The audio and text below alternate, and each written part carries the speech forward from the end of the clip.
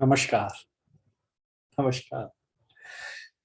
आज हम फिर मिल रहे हैं और हर बार हम चाहते हैं कि हम किसी नए टॉपिक के ऊपर डिस्कस करें। कुछ लोगों के क्वेश्चंस भी आ रहे हैं, उनका भी आंसर करेंगे। आंसर क्या करना, अपने डिस्कशन में उनको भी शामिल करेंगे। देखिए, आज एक बहुत बड़ा प्रश्न हमारे सामने उठ खड़ा है और वो प्रश्न ये है कि सभी व्यक्ति जो इस भारतवर्ष में रहते हैं, किसी ना किसी धर्म का, नियमों का, कायदे कानून और सिद्धांतों का पालन करते हैं। हमने विद्यालयों से जो शिक्षा ली है, समाज से जो शिक्षा ली है और अपने पूर्वजों से जो शिक्षा ली है, पूर्वजों की शिक्षाओं को हम परंपराओं के रूप में लेते हैं, हम धर्म के रूप में ले लेते हैं, हम पंथ में जुड़ जाते हैं। इस तरीके से अलग अलग स्तर के ऊपर अलग अलग तरीके की शिक्षाएं हमें मिलती हैं। वही शिक्षाएं हमारे जीवन की राह का निर्धारण करने में सहायक होती हैं। अब जैसे हम एक एग्जाम्पल के लिए एक चीज का डिस्कस करेंगे कि जैसे हिंदू धर्म, सनातन धर्म कहना चाहिए। सनातन धर्म, सुप्रीम कोर्ट ने भी कहा कि ये कोई धर्म नहीं है, ये वैज्ञानिक तरीके से जीने का एक रास्ता है। और वही हम मानते भी हैं, सब वही मानते हैं।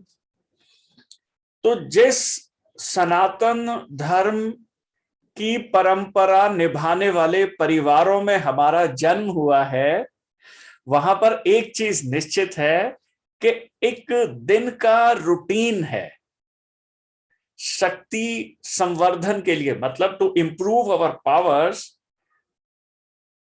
First we have to understand what source of power we have. जब हम इस सोर्स ऑफ पावर को डिस्कस करते हैं तो हम डिस्कस करते हैं, सबसे पहले हमारे पास ये फिजिकल बॉडी है, ये स्थूल शरीर है। इस स्थूल शरीर को भी पावर चाहिए, बिकॉज ये स्थूल शरीर, भौतिक शरीर, भौतिक फिजिकल संसार का, फिजिकल यूनिवर्स का हिस्सा है। तो मिट्टी से बना है, मिट्टी से ही उपजी हुई, पैदा हुई चीजों से ये आगे बढ़ता है। तो हम भोजन करते हैं, फिर इसके बाद हमारा मन है, फिर मन के लिए हम दूसरी कोई चीज करते हैं, मन के लिए विचार हम पोषण करते हैं। तो दो हो गया, लोक और परलोक। हम लोक के लिए भी काम कर रहे हैं आज के लिए और परलोक के भी लिए काम कर रहे हैं। हमारे ऋषि मुनियों ने इसको अलग अलग रूप में इसकी व्याख्या की, इसको समझा और आने वाली अपनी पीढ़ी को समझाया कि जैसे हम इस शरीर के लिए भोजन करते हैं, अपने मन के लिए हम अच्छे विचार, अच्छे संस्कार करते हैं, चाहिए होते हैं। तो अच्छे विचार और संस्कार कैसे पैदा किए जाएं, उन्होंने फिर कुछ नियम, कुछ कायदे, कुछ कानून, कुछ बनाया। कितने बजे सुबह उठना चाहिए, ये पूरी जो फिजिकल वर्ल्ड है इसके सेंटर में है सन, सूर्य। तो यहां जितना भी ब्रह्मांड है हमारी समझ के हिसाब से, वो सारा ब्रह्मांड जो है, सौर मंडल, ब्रह्मांड नहीं सौर मंडल, उसका केंद्र है सूर्य। तो सूर्य की जब पहली किरण पृथ्वी के जिस भाग में पड़ती है उसे हम सवेरा कहते हैं। दूसरी तरफ अंधेरा हो जाता है क्योंकि पृथ्वी चक्कर लगा रही है। तो जब भी उस भाग में सवेरा होगा, यानी सूर्य की किरणें पड़ना शुरू होंगी, उस समय हमें उठ जाना है। और जब चक्र करके पूरा 24 घंटे, 12 घंटे, 8 घंटे, 10 घंटे का जो भी चक्र है अपना, वो पूरा करके जब सूर्य छुपेगा, यानी अंधकार आएगा और सूर्य पृथ्वी के दूसरी तरफ चला जाएगा, तो हमें सोना है। यानी हमारी एनर्जी जागृत अवस्था में, जब सूर्य हमारी तरफ रहता है उस समय हम एनर्जेटिक रहते हैं। तो हमें सूर्य के साथ उठना है और सूर्य छिपने के साथ साथ सो जाना है। ये हमारे सबसे पहला शक्ति है हमारे पास, सन। सेकंड है ब्रीदिंग, प्राण, सांस के ऊपर पूरा हमारा विचार, सारा दिन ना हो, आधा घंटा, 15 मिनट, 20 मिनट, हम आंख बंद करके पूरे शरीर को एकदम निश्चल छोड़ करके बैठें और ध्यान अपनी सांस के ऊपर लगाएं, आती हुई जाती हुई, इसको हम महसूस करें। ये पंच प्राण है। जब हम अंदर लेते हैं तो ये एक वायु 5 जगह गमन करती है, इसलिए इसको पंच प्राण कहते हैं। और भोजन, फिर हमारे चारों तरफ एक कॉस्मिक एनर्जी का ऑरा होता है, जो हमारा इंडिविजुअल ऑरा होता है, सबका अलग अलग होता है, जो विचारों से, मन से और शुद्धता की कॉस्मिक एनर्जी, शुद्धता की सीमा और कॉस्मिक एनर्जी से तैयार होता है। उस तो वो हम वाइब्रेशन, यानी कुछ ऐसे शब्द अपने आसपास बोलें जिनसे वो हमारा ऑरा बढ़ता जाए, जिन्हें हमारे ऋषि मुनियों ने बहुत अनुसंधान, बड़े रिसर्च के बाद निकाला और ऐसे कुछ मंत्र के रूप में हमें दिए। जो जितना भी कॉस्मोस है, जितना भी ईश्वर तत्व है, वो हर समय हर जगह पूर्ण रूप से विद्यमान है। तो उस पूर्ण रूप से विद्यमान होने की वजह से हर समय हमें कॉस्मिक एनर्जी मिलती है, और उस कॉस्मिक एनर्जी को इनहेंस करने के लिए, ये हम आइडेंटिफाई कर रहे हैं एनर्जी को, पावर्स को, इन पावर्स को बढ़ाने के लिए हम क्या करते हैं? मंत्र जाप, चैंटिंग। हम अपने आसपास के ओम गण गणपतये नमः किस समय, कितनी देर तक, कितनी बार, ये संत लोगों ने बताया है, जो ऋषि हमारे, जो वैज्ञानिक है, ऋषि मुनि, कितनी बार, कितने, किस समय, उस समय पृथ्वी पर सूर्य की स्थिति क्या हो किरणों की, उस समय आपने इसको करना है। सूर्य को जल चढ़ाना वैज्ञानिक कारण है इसके पीछे। मंत्र का उच्चारण, हवन, यज्ञ, कौन सी औषधि उसमें हमने करनी है। सुबह ब्रह्म मुहूर्त में हमें जाकर के फल, कुछ पुष्प, कुछ दूब घास तोड़नी है और जाकर के मंदिर के शिवलिंग के ऊपर चढ़ानी है। तो जब हम तोड़ेंगे उन पुष्प से, ईश्वर के ही बनाए हैं, उन पुष्प को ईश्वर पर ही चढ़ा करके क्या मिलेगा? और जो किसी धातु या किसी पत्थर की बनी हुई मूर्ति जिसके ऊपर हम जाकर के चढ़ा रहे हैं, उस पर तो कोई असर नहीं होना। तो असर किस पे होगा? जब हमने उसे तोड़ा। चंद्रमा की कॉस्मिक एनर्जी रात भर उनके ऊपर पड़े रहने से वो चार्ज रहती हैं। सूर्य की किरणें जिस समय तेज होंगी उससे वो खत्म हो जाएगी, उससे पहले हमें उसे पकड़ना है। हमारी हथेलियों में सारी हमारी नसें आकर के यहाँ पर एंड होती हैं, वहां से हम कॉस्मिक एनर्जी, स्पर्श महसूस करते हैं ना, हम वहां से कॉस्मिक एनर्जी लेते हैं। और जब हम वहां से कॉस्मिक एनर्जी लेते हैं तो हमारी बॉडी चार्ज होती है। तो वो भी एक पावर है। मंदिर के अंदर जो टॉम्ब इस तरीके से बने होते हैं मंदिर कि 5x3 में वो शक्ति विद्यमान रहती है, जो रात भर कॉस्मिक एनर्जी ऊपर से आई होती है। और वहां 5x3 के एंगल पर आप देखेंगे घंटा लगा होता है मोटा, जिसको जब हम बजाते हैं ध्वनि के साथ वाइब्रेशन से वो सारे में फैलता है।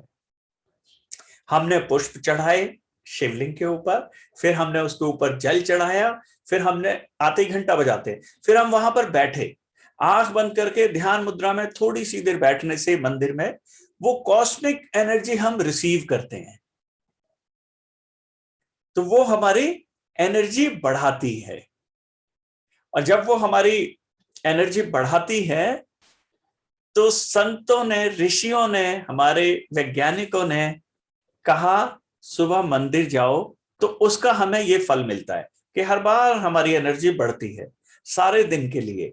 हम विचारों से ही हमारी जिंदगी चलती है, और विचार शरीर की क्षमता से, मन की क्षमता से बढ़ते हैं।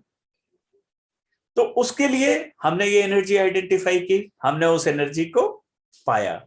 तो अब हम कितने ऐसे लोग हैं जिन्होंने सनातन धर्म में जन्म लिया, जो गायत्री मंत्र जानते हैं और गायत्री मंत्र का पाठ करते हैं नियमित? नहीं करते। याद करो, आज से 3 पीढ़ी पहले हमारे पिताजी, जो लोग 65 से 70 के बीच में पैदा हुए हैं, उनके पिताजी और फिर उनके दादाजी, धोती पहनते थे, कुर्ता पहनते थे, यज्ञों में पार्टिसिपेट करते थे, मंदिरों में जाते थे और हर तरीके के हवन में उपलब्ध रहते थे, सामूहिक प्रार्थनाओं में रहते थे और सामूहिक मंत्रोच्चारण भी करते थे और घर में भी ठाकुर जी में मंत्रोच्चारण करते थे। आज भी वो परंपरा औरतें हमारे घर में निभाती हैं कि सुबह और शाम दिया जलाएंगी, घंटी बजाएंगी, कुछ घरों के अंदर शंख का चलन है, शंख भी बजाते हैं और मंत्र पाठ भी करते हैं। मगर हमने अपनी वेशभूषा को छोड़ा, जो हमारी संस्कृति थी। कुछ पीढ़ी की बात कर रहा हूं, बहुत पीछे नहीं जाना है, सिर्फ पिछली 2 पीढ़ी की बात कर रहा हूं। आज आपका बच्चा, जिन लोगों का जन्म 65 से 70 के बीच में हुआ है, आपका बच्चा, आप भी अगर धोती कुर्ता पहनेंगे तो आपको भी कहेगा पापा ये क्या पहन लिया आपने। हमारे ही देश का कल्चर हमारे ही देश में हमारे लिए बाहरी हो गया और मजाक का कारण बन गया है। मतलब हमें खुद शर्म आती है धोती कुर्ता पहनने में। हम सामूहिक रूप से कहीं अच्छे से मंत्र उच्चारण करें तो हमारे यार दोस्त कहेंगे भाई ये किन चक्रों में पड़ गया। जो हमारी संस्कृति है, जो हमारा सोर्स ऑफ एनर्जी है, सोचिए जब आप अपने एनर्जी नहीं लेंगे तो आप अपने को पावरफुल महसूस नहीं करेंगे। जब आप पावरफुल महसूस नहीं करेंगे तो आपके कामों की गुणवत्ता में कमी आएगी। अब पावर से ही तो चलते हैं। मन में एक बहुत स्ट्रांग विचार आए तो उसको करने के लिए पावर तो चाहिए। तो पावर क्या है? शरीर की तो कुछ लिमिट्स हैं और वो यूज होने के लिए मशीन है। हम जो मन में निश्चय करते हैं, जो बुद्धि वो रास्ता बताती है, उसी के हिसाब से हम अपना काम करते हैं। जब जितने ज्यादा हमारे अंदर एनर्जी होगी उतना बड़ा हम काम कर पाएंगे।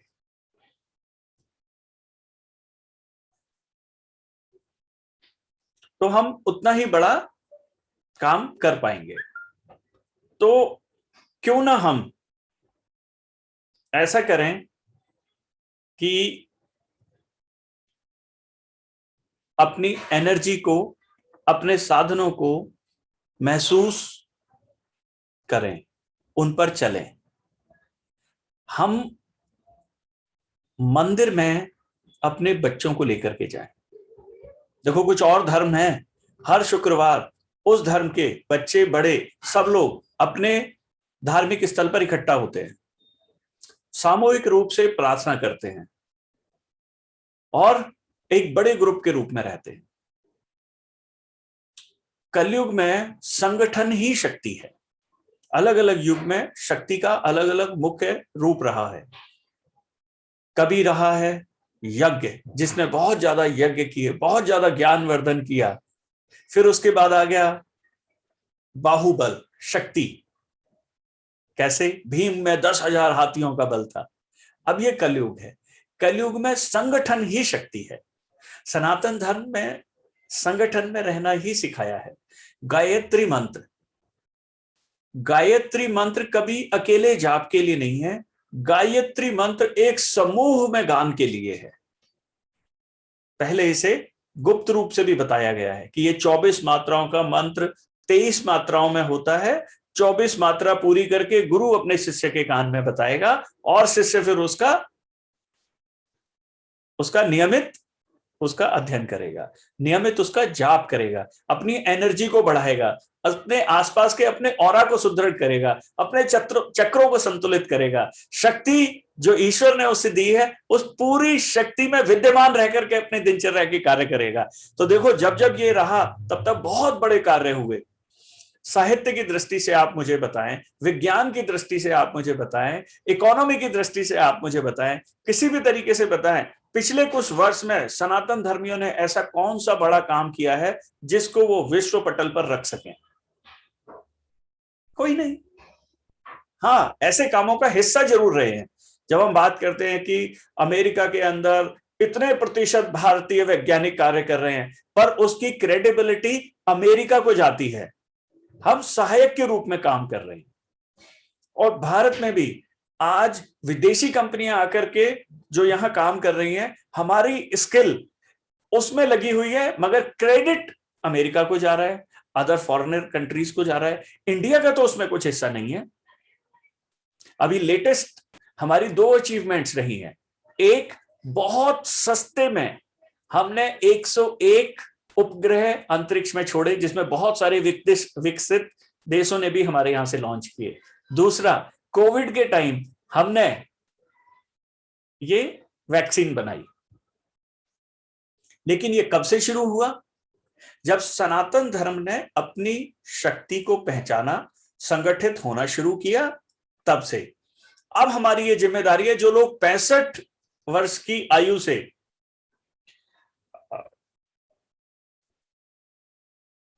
जो 65 वर्ग की आयु से 65 साल से लेकर के और 1965 से 1975 के बीच में जो पैदा हुए हैं, आप अपने बच्चों को मंदिर ले जाना शुरू कीजिए, मंत्रोच्चारण कराना शुरू कीजिए, मंत्रोच्चारण कराना शुरू कीजिए। उनको उस शक्ति, जो सनातन धर्म की शक्ति है, उसके साथ जोड़िए। सबके अंदर एनर्जी होती है, बच्चे फुल ऑफ एनर्जी होते हैं। लेकिन अगर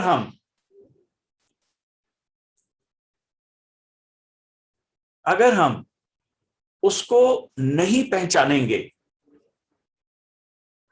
तो क्या होगा? समय निकल जाएगा और हमें नहीं पता लगेगा कि क्या चल रहा है। एनर्जी अलग अलग कामों में वेस्ट हो जाएगी। बच्चे मोबाइल खेलते हैं, एनर्जी लगती है। दिमाग की एक लिमिटेड सीमा है, उस दिमाग की सीमा से आगे हम काम नहीं कर सकते। दिमाग इन्हीं चीजों से भर जाता है। मोबाइल कोई फुल इन्वॉल्वमेंट वाला गेम है, फुल फोकस वाला गेम है। जो बच्चा मोबाइल खेल रहा होता है, आधे घंटे 1 घंटे बाद वो भूल जाता है कहां पर बैठा है, खाना खाया या नहीं खाया, फैन कब बंद हो गया, एसी कब बंद हो गया, उसे कुछ नहीं पता। इतना दिमाग उसमें इन्वॉल्व हो जाता है। तो आप सोचो, दिमाग कल्पना लोक में नहीं जा पा रहा है, हम इनोवेशन नहीं कर पा रहे हैं घर में। अगर आपको याद हो, भारत किस लिए जाना जाता है? भारत के अंदर एक विशेष कहावत कही जाती है कि यहाँ पर एक नया कपड़ा पहले खुद पहनेंगे, पुराना होगा छोटा भाई पहनेगा, फिर उसके बाद उसको गाड़ी साफ, फिर उसको पोछा करना, और फिर उसको पायदान बनाना। इस तरीके से वो चलता जाता है। टूथब्रश जब पुराना हो जाएगा तो तोड़ के उसको नाड़ा डालने के लिए बनाया जाएगा। हर समय इनोवेशन। उपभोक्तावादी हम कभी नहीं रहे। घरों के अंदर माओ के, जो किचन में माँ रहती है, उसके जो डब्बे होते हैं जिनमें दाल रखी है, चावल रखे हैं, उनमें नोट रखे होते हैं, 100 का, 200 का, 500 का। वैसे स्मॉल सेविंग से जाना जाता है भारत। छोटी छोटी इनोवेशन से जाना जाता है भारत। लेकिन जब हम, हाँ, अचानक ये इंडस्ट्रियल रिवॉल्यूशन आया, इंडस्ट्रियल रिवॉल्यूशन के बाद अब ये अपना कंप्यूटर्स आए, इंटरनेट आया, एप्लीकेशंस आई, अब आगे एआई, आर्टिफिशियल इंटेलिजेंस धीरे धीरे आने लगा है, और एक बहुत 2025 तक एक बहुत बड़े व्यापक रूप में अभी आने वाला है। हम उसके लिए अभी तैयार नहीं है, हमें तैयार रहना है। अपने बच्चों को मंदिर से जोड़ें, उस साइंटिफिक वैज्ञानिक परंपरा से जोड़ें जो सनातन संस्कृति के नाम से भारत में, उन्हीं वेदों को पढ़ के, उन्हीं ब्रह्म सूत्र को पढ़ के, उन्हीं गीता को पढ़ करके आज पूरा विश्व नई इनोवेशन कर रहा है। विश्व के अंदर हाथ से लिखी सबसे पुरानी पुस्तक अगर देखी जाएगी, ढूंढेंगे आप, यजुर्वेद। यजुर्वेद हाथ से लिखी पूरे विश्व में सबसे पुरानी पुस्तक है। वो इतिहास है, वो इस भूगोल का इतिहास है। तो हम, अब मीटिंग खत्म होने वाली है, शायद टाइम खत्म हो रहा है, मैं इसको दोबारा से कंटिन्यू करूंगा दोबारा। एनर्जी को पहले आइडेंटिफाई करिए। शरीर के लिए दूसरी एनर्जी है, मन के लिए दूसरी एनर्जी है, ऑरा के लिए दूसरी एनर्जी है। तो इन एनर्जी को जब हम पाते हैं, भोजन करते हैं तो हमारा शरीर बनता है, और जब मंत्रोच्चारण करते हैं तो हमारा ऑरा बनता है, और जब हम आपस में संपर्क से संस्कृति का आदान प्रदान और परंपराओं को निभाते हैं तो हमारा मन का निर्माण होता है। इसी एनर्जी को, जो हमारे पास उपलब्ध एनर्जी है, उसको हमने चैनलाइज करके अपने दिन के छोटे छोटे हिस्से बना के उसमें बांटना है। ना कि सारा दिन मोबाइल देखना है, ना सारा दिन गेम्स खेलने हैं, ना सारा दिन हमने चैटिंग में रहना है, ना सारा दिन हमने घूमने में रहना है कि मोटरसाइकिल उठाई और निकल गए, पेट्रोल 100 रुपए हुआ तो क्या हुआ, हम तो कमा सकते हैं, करेंगे नहीं। अपनी एनर्जी को चैनलाइज के परिवार में भी पूरा समय दीजिए, मित्र बनाइए, मित्रों में भी पूरा समय दीजिए, समाज में समय दीजिए, सोशल वर्क में दीजिए, ताकि हमारे अंदर काम करने के अलग अलग स्तर पे काम करने की भावना और शक्ति और सामर्थ्य पैदा हो।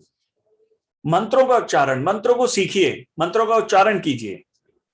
तो इस तरीके से आप ये सब चीज कर सकते हैं, कीजिए। और ठीक है, मंदिर जाना शुरू कीजिए, मंत्र सीखना शुरू कीजिए और लगातार उनका अभ्यास करना सीखिए, मंत्रों की चैंटिंग करना सीखिए। और कुछ लोग हवन में जिनका इंटरेस्ट है, देखिए वेदों का 80% भाग संहिता भाग यानी कि कर्मकांड का भाग है। तो आप 80% वेदों में जिस हवन के बारे में लिखा है उस हवन को करना सीखिए और नित्य कीजिए। मुझे काम आता है और मैं नित्य करता हूं में जमीन आसमान का अंतर है। आता तो हमें बहुत कुछ है, पर क्या हम हर चीज करते हैं? नहीं। कम से कम जो हमारी ताकत बढ़ाने के लिए है, जो हमारी एनर्जी को चैनलाइज करने के लिए है, वो काम हमें नित्य करने चाहिए। अपनी संस्कृति से जुड़े, अपने सांस्कृतिक कपड़ों को पहने, उन वेशभूषा को अपनाएं, वही हमारी पहचान है। कम से कम अपने त्योहारों के दिन धोती कुर्ते में रहें, बच्चों में भी धोती कुर्ते की एक्सेप्टेंस डालें। उनमें आज एक्सेप्टेंस नहीं है, एक्सेप्टेंस डालें। धोती कुर्ता कोई पुराना और देहाती नहीं, वो हमारी संस्कृति का हिस्सा है। हम वही हैं, हम बदले नहीं हैं। पिछली 2 पीढ़ी से हमने अपने वस्त्र बदल रहे हैं, हमने अपनी भाषा बदली है ना। हम कोई ज्यादा शुद्ध हिंदी बोले तो we don't feel that he is a intelligent person. तो हमें अपनी भाषा को अपनाना पड़ेगा। हम पहले सोचते हिंदी में, फिर ट्रांसलेट करके इंग्लिश में बोलते हैं। हम कितने भी कॉन्वेंट स्कूल के अंदर पढ़े हों, एक बहुत छोटे से समूह को छोड़ दें तो बाकी सब हिंदी में सोचते हैं और फिर ट्रांसलेट करके इंग्लिश में बोलते हैं। बहुत कम लोग हैं जो इंग्लिश में ही सोचते होंगे, है ना। तो इसलिए अपनी भाषा के ऊपर दें, उसमें हम अच्छा समझ सकते हैं। हो सके संस्कृत सीखें, बहुत ही वैज्ञानिक भाषा है। तो इस तरीके से हम अपनी शक्तियों को पहचाने और उनको चैनलाइज करके अपने रोजमर्रा के कामों में लगाएं। मेरा आप सबसे यही निवेदन है। और मुझे मालूम है कि ये सारी बातें आप पहले से भी जानते थे, मैं सिर्फ रिमाइंड करा रहा हूं, इसलिए कि अगर 2 लोगों ने भी मंत्र पाठ करना शुरू किया, 2 लोगों ने भी अपनी सांस्कृतिक वस्त्र वेशभूषा को अपनाया, तो भी मेरा आज का आपके साथ किया हुआ संवाद सफल होगा। और इसी को आप समाज में आगे बढ़ाएं। शुरुआत अपने घर से करें, अपने बच्चों को मंदिर लेकर के जाएं, अपने बच्चों को भी भारतीय सांस्कृतिक परंपराओं के वस्त्र ड्रेस पहनाएं, कम से कम त्योहारों पर ही पहनाएं। एक एक्सेप्टेंस आने दें कि हाँ ये मेरे वस्त्र हैं, हाँ मैं इस संस्कृति से संबंध रखता हूं। फिर आप विश्व के किसी भी कोने में जाएं, लेकिन उस संस्कृति, उस परंपरा और अपनी पहचान को रिप्रेजेंट करेंगे। ये आपको पावर देगा, तब भी जब आप इस देश में हैं और तब भी जब आप कहीं और विदेश में हैं। रूट्स, अपने रूट्स से हमेशा जुड़ा रहना चाहिए। तो आज का मेरा बस इतना ही निवेदन है आप सभी से। अपने बच्चों को फोकस करें, जो हमारे दादाजी करते थे वो लेकर के आए, नई टेक्नोलॉजी को अपनाएं, नई इनोवेशन पर जाएं, स्मॉल सेविंग हमेशा करते रहें। ये बहुत सारे कोरोना आते जाते रहेंगे, अर्थव्यवस्था ऊपर नीचे रहेगी, लेकिन कभी भी हमारे खाने पर और हमारी किचन तक कभी आंच नहीं आती, कभी नहीं आई। हमने बहुत सारा झेला है, लेकिन ये जो स्मॉल सेविंग्स होती हैं, जो घर की महिलाएं करती हैं, दाल में, चावल में, जो छोटे छोटे रुपए छुपा देती हैं, 10, 100, 500, तो ये स्मॉल सेविंग का देश है। यहाँ कभी क्रेडिट कार्ड का चलन नहीं था, कभी नहीं।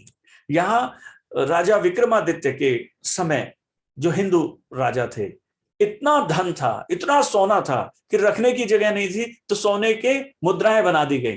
किसी देश में सोने की मुद्राओं का चलन, उसके वैभव का अनुमान है, अंदाजा लगा सकते हैं आप। जहां पर सोने की मुद्रा चलन में हो, तो सोचो कितनी विराट संस्कृति से हम संबंध रखते हैं। तो क्यों भूलें उस संस्कृति को, वही तो हमारी जान है। विश्वगुरु कैसे बनेंगे?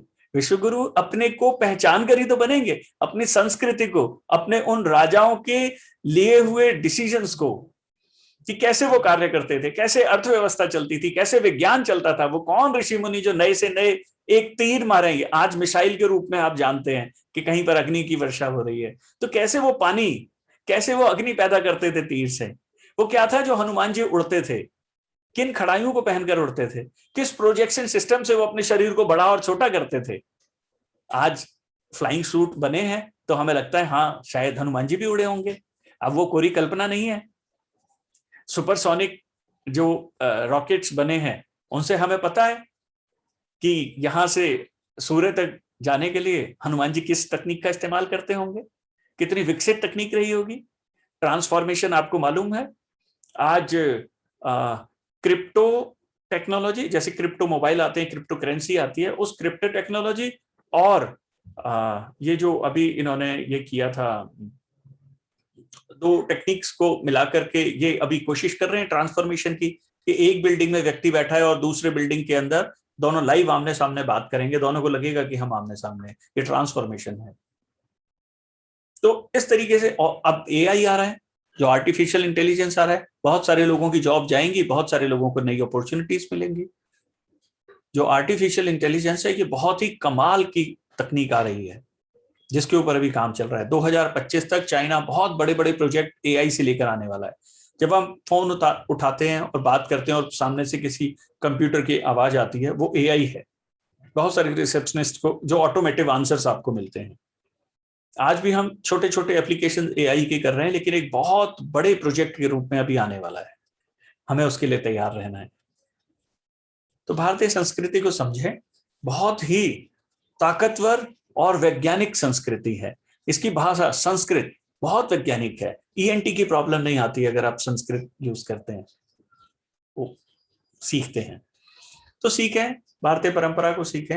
आप ऐसा करेंगे, मुझे ऐसी पूरी आशा है। भारत जब विश्व गुरु बनेगा, आप उसका हिस्सा होंगे, हर नागरिक उसका हिस्सा होगा, हमारे बच्चे उसका हिस्सा होंगे, और हमारे बच्चे हमारी वजह से उन भारतीय मूल्यों को समझेंगे, उन मंत्रों के अर्थ को समझेंगे, सिर्फ हमारी वजह से। जो आज की पीढ़ी है, अपने बच्चों को उस स्तर पर लाकर तैयार करना है। किसी और धर्म से हमारे धर्म को खतरा नहीं है, हमें हम ही से हमारे धर्म को खतरा है। हम एक वो कच्ची कड़ी बने हैं अपने धर्म की परंपराओं को आगे निर्वाह करने में, जिन्होंने इसे ब्रेक किया है। सच है ये। तो हम इसे आगे ब्रेक नहीं होने देंगे, जोड़ेंगे अपनी संस्कृति से अपने आगे आने वाली पीढ़ी को। बोलो वृंदावन बिहारी लाल की जय। शुक्रिया सभी का आज के कार्यक्रम में उपस्थित होने के लिए। धन्यवाद।